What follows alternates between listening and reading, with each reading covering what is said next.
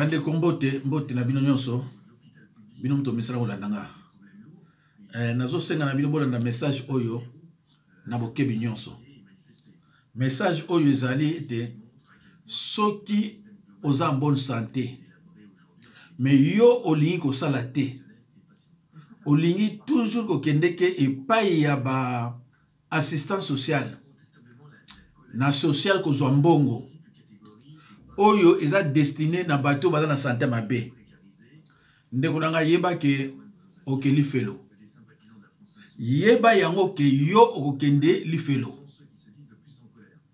soko oza na santé malamu oza na moins de 65 ans il faut okende kosala il faut okende kosala Bible ezoloba na biso bien na 2 Thessaloniciens 3:10 na 2 Thessaloniciens 3:10 balobi mutu yalingi mosala te akolia pété.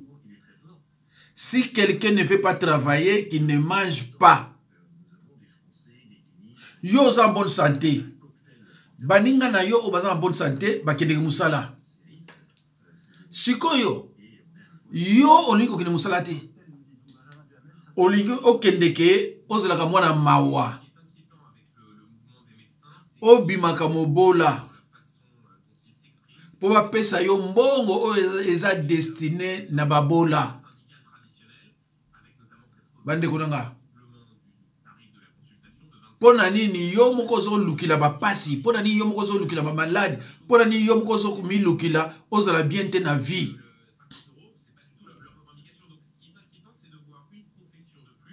Ovandi ozo kende pa babola, pa ba assistant social.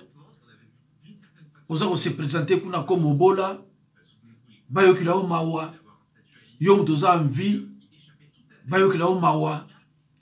Po ba yokila quelque chose. Olia soko lia ngo sili obandi ko lukaka ko lia na banda ko bato soko ne sili oyoki soni aloke sikoyo na assistant social ozo biso na social balu kilo mbongo ya courant balu kilo mbongo ya kolia balu kilo mbongo ya poche mais aux en bonne santé. Eza mawa. Eza oyo ezo bima na monoko na ngai te, mais eza ko bima na Biblia. Soki yo epa yo zali. Ozui Biblia na yo. Otangi na 2 Thessaloniciens 3:10. Okokuta kuna bazolo ba bien. Si quelqu'un ne veut pas travailler, qui ne mange pas aussi.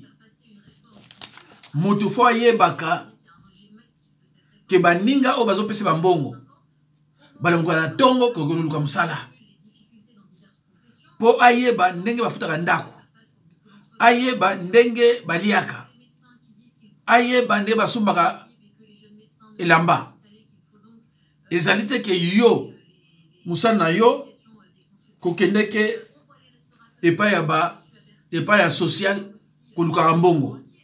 Soki bazo peso mbongo okoyeba pasi ya mbongo te. Il faut yo telema okendo yeba baninga wana bazo peso mbongo bazo ango ndenge nini. Si quelqu'un ne veut pas travailler, qui ne mange pas aussi. Soki yo lingi musala te parce que po olia fo osala fo ozwa mbongo. Et soki yo lingi musala te mais ko lia pété et to kotala pa yo suki la yo. Baneko Jésus-Christ tangu abana upona ba disciple na ye abana upona ba disciple oyo balinga musala parce que pour ma pasteur eza musala ya pasi de force là nous travailleurs donc l'homme est né travailleur mutu abotama po asalaka abibaka ndako akende musala mais musa botama te pona soki tongo etani yoke pa ba social okosanuna okosani baba social yebisa okosani et tango oke baba social nelongi mawa peso mbongo obandi kozonga neti mutu nzoka nde yo uti ko flatter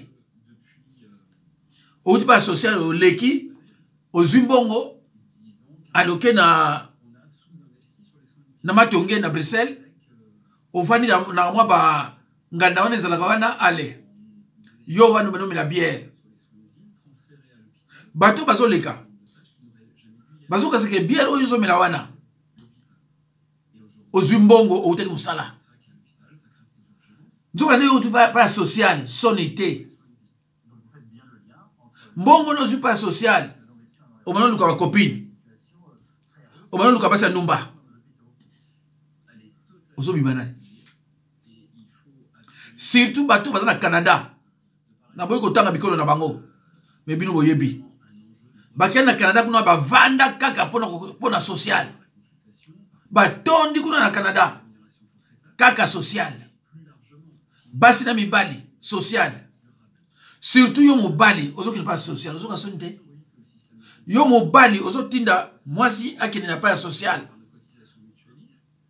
boni boyokanga surtout bino na Canada na mwasi na yo mobali bokende na séjour de mort na lieu de tourment avant bokende en enfer soki bozwi Biblia na bino botangi na Marc 10 46 à 52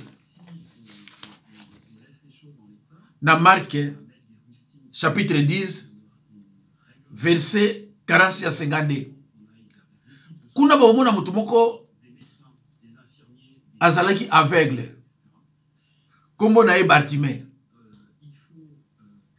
C'est normal na manto na ye avant de quelque part po azomona te azala mandian bapesaka ye soki yo ndeko na nga okende pa social santé na yo eza bien oza mandian neti bandeko oyo ya Canada oza mandian alors soki oza na santé ya bien oza mandian kombo na yo lifelo. Pourquoi oza mandian? Pourquoi oza mandian? Pourquoi oza mandian? Kombo na yo lifelo. Bartimée tangu ye ayoki que Jésus-Christ azoleka awa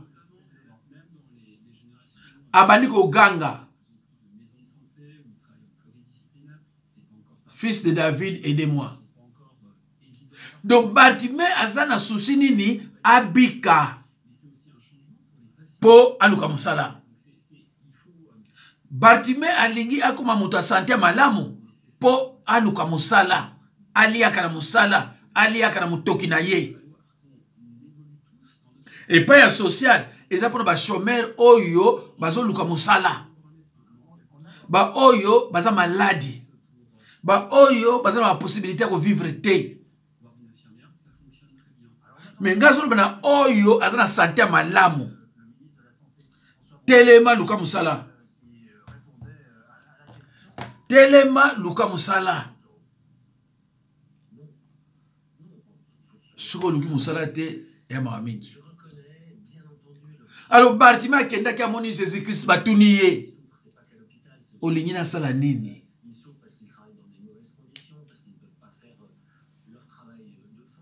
Il était clair, Bartimée. Akene boite. Alobi na lingi na mona. Na lingi na mona. Tango bana ko ganga batozo kangi banzela. Yo tika makelele pour qu'on dise batu boy tika boy. Jamais. Bartimée amoni. Manto na ye oye bana ola kisake ye azam mandian aveugle et kwei azui elamba ya sika. Azui elamba ya sika. Bartimée azalaki su mandiate. Bartimée azalaki su kofanda na kote asenga gambongo. Bartimée akei. tango azolanda Jésus azokende balobi mais non yo Bartimée yaka nano awa yako zo manto na yo o ezolumba solo awa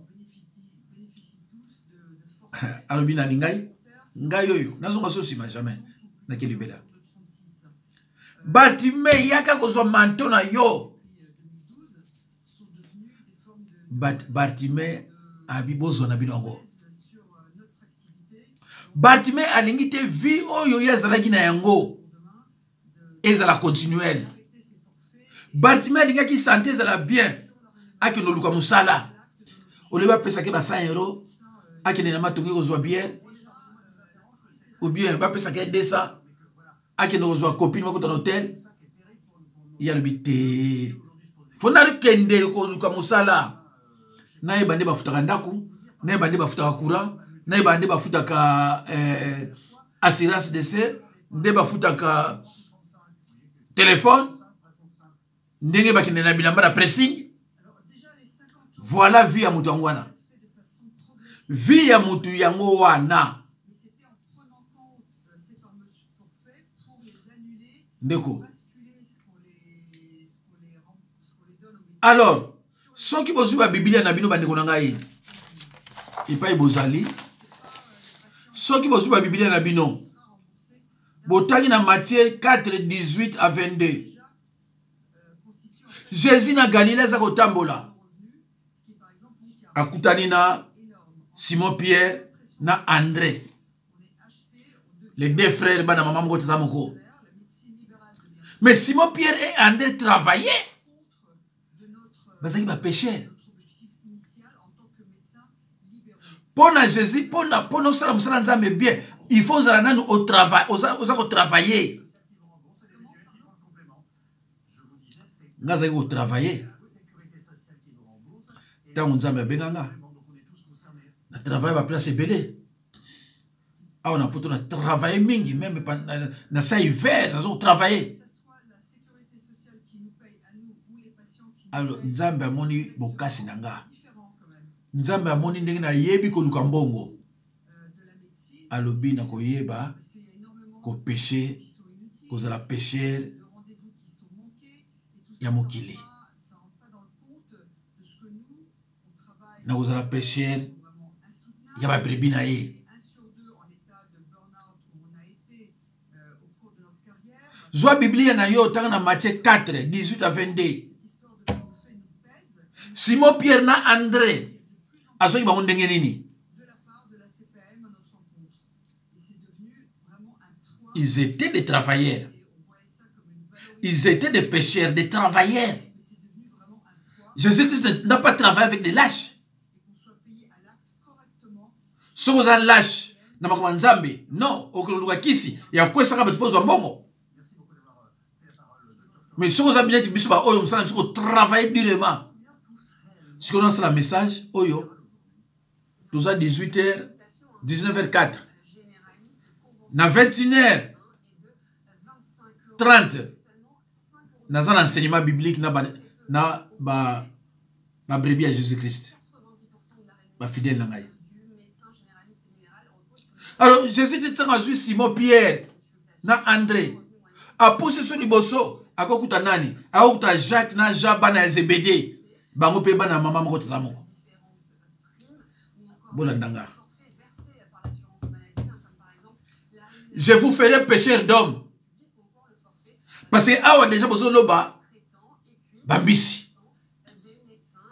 Bozo travaille durement pour rejoindre bisi. Mais je vous ferai pécheur d'homme. Bande konanga so bomuni mutakuma pasteur, aleka na nzela ya musala te. Asa pasteur te.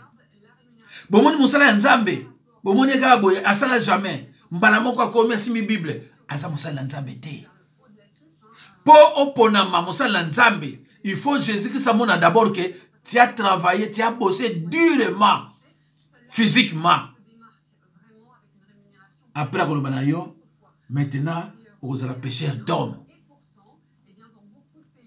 Moi, je travaille partout.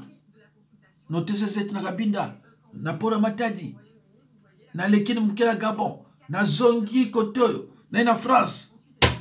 J'ai travaillé, j'avais une petite entreprise individuelle, j'avais des travailleurs ici en France. Oh, bayebi nga bayebi. Alors, nous avons géré entreprise individuelle.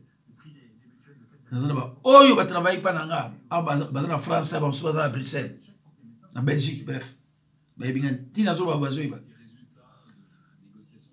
Alors, nous avons non. Oyo, il faut travailler dans nga. Parce que aokoka musala oyanga. Parce que j'ai beaucoup travaillé physiquement.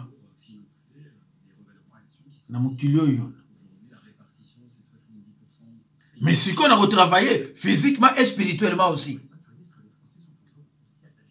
Bible Nzambe, Jésus-Christ a zui. Simon Pierre, Nande Kunaï André. A zui Jacques et Jean, fils de Zébédée, Bangon Balé. Abiyaka. Au monde du ministère de Jésus-Christ, il y a 4 personnes. Et dans 4 personnes là, ils étaient des travailleurs. Même apôtre, comment Épître Bello, apôtre Paul, il travaillait. Jésus-Christ a cause de chômeur, à cause de mon toit de la rapongité. Jésus-Christ a cause de mon toit qui n'est pas socialité. So ba moni mutu moko ba na ke nika ba social asimi bible comme pasteur azamta le kuta combien que pasteur te Jésus-Christ azwaka jamais ba paresseux un chômeur un mutu qui nika et pas social c'est un paresseux à moins que azoke de provisoirement en attendant azwa ndaku to azwa nini biso na poto so lo musa so balinga musala nzela ya social ekatani. Parce que ceux qui nous savent les Katani, aucun apport d'emploi, aucune société. Alors, Bandeko, il y a une exhortation, Oyo, na bongisaki, pour Nabino. Ceux qui vous suivent, Biblia, Jacques 3.1. Dans Jacques 3.1, Bible est clairement. Côté ya liloba et pesami na mutu nyonso te. Côté ya liloba et pesami na ba paresseux te. Et pesami na bato yo batele bakana ngui. Et pesami na bato te azana mwasi na ndako zo botaba na 3 4 5 6 te. Et pesami pour na bato na pété. Bon na bato yo ay ndengene. Zo Bible no la ndiko ngai pa buzali. Fongo la Bible na Jacques 3.1. Bino mutu bolanda kamate ya n'importe qui. Mutu moko boya auti na ki sataniste. Yo yebi yete. Auti kuna na sorcellerie. Aina Bible banyo lo bama sorcellerie. Lobi yo baniko landa yo lobi abonde la rapona yo. Yo na ye li felo. Péché de participation. Wana Biblia péché de participation. Ngai onazo bani beso na bino awa. Batu ba yebinga. Et pas dans les cas belé. Et pas dans les cas belé pour travailler. Na kamba bato belé ya mokili. Na yawa la France na kiti babote. J'étais un chef d'une entreprise individuelle. Je bossais durement. La livraison et la distribution de prospectus pendant l'hiver. Mais ça facilité. Alors, il y a un qui tant nous avons teya, mutu suka lani matéya nanga, même suka ndoki. Oh là là là là là là. Même suka za muta misala. Suka lani matéya nanga, abi oui. Ndeko yo mutu suka matéya oyo. Soko sisi ko yoka yango. Panzango na batu. Oba salaka na oba salaka te. Yo muto salaka te. Soba tindeli yo yango. Ezali te ke ye aseki yo. Eza ye te muto sali video oyo. Eza nga pete enemi na yo. Eza nga pete enemi na yo. Mais Biblia, ezo pesa ba verset. Na ba verset wanande yamona yo Holanda. Voilà. Alors bandeko na ngai. Bozo la Bible, pas bozali. Borotanga na Psaume 128, verset 2. Borotanga na Colossiens 3, 23. Beaucoup en Ecclésiaste, chapitre 3, 13. Si quelqu'un ne veut pas travailler, qui ne mange pas aussi. Parce que pour moi, il faut qu'il y ait moussala.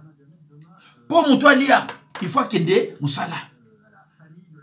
Pour moi, son chemise, il faut qu'il y ait moussala. Mais yo, c'est comme biloko wana yo lingi à côté.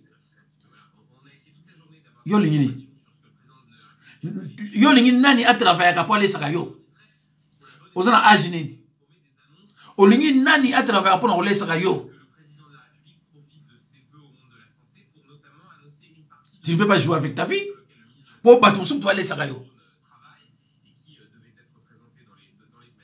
Bande odanga. Na banzi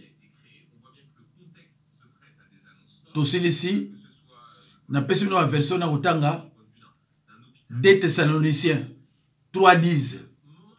2 Thessaloniciens 3:10. O pense kangi nyonso ezolo bana yo que si tu ne veux pas travailler, tu ne manges pas aussi. 2 Thessaloniciens 3:10. Toke na Marc 10 46 à 52. Tozoni na Jacques 3:1. Psaume 128D, Colossiens 3, 23, Ecclésiaste 3, 13, Matthieu 4, 18 à 22. Allo bandeko, na banzi tosuki wana. Thème nanga ezalaki soki osala santé à malamu et kolingi musala te kombo na oli felo numéro nanga yango yo 06 51 03 92 89 loba ndeko okende ko lukozo zwate d'ailleurs soto lobi social tozo lobi yango na poto parce que la RDC social la raté ba yebi yango petit. Baïbli que muta socialité. Donc c'est regrettable quand même. Et kuna même muta télé kwa kilo musala kozongo pa iwapi. Kuna ezati. Donc on azolo ba awa ezolo ba mama mingi pona batu oyo bazana poto. Alors bande ko ngai soki yo zana libanda ya France numéro nanga ezali il faut tia 0033 6 51 03 92 89 0033 6 51 03 92 89. C'était le révérend Jacques Tinabanza. Donc bande konanga na sukiwana na ina sala moko pour la bino. Merci beaucoup. Au revoir, mes chers frères et sœurs dans le Seigneur.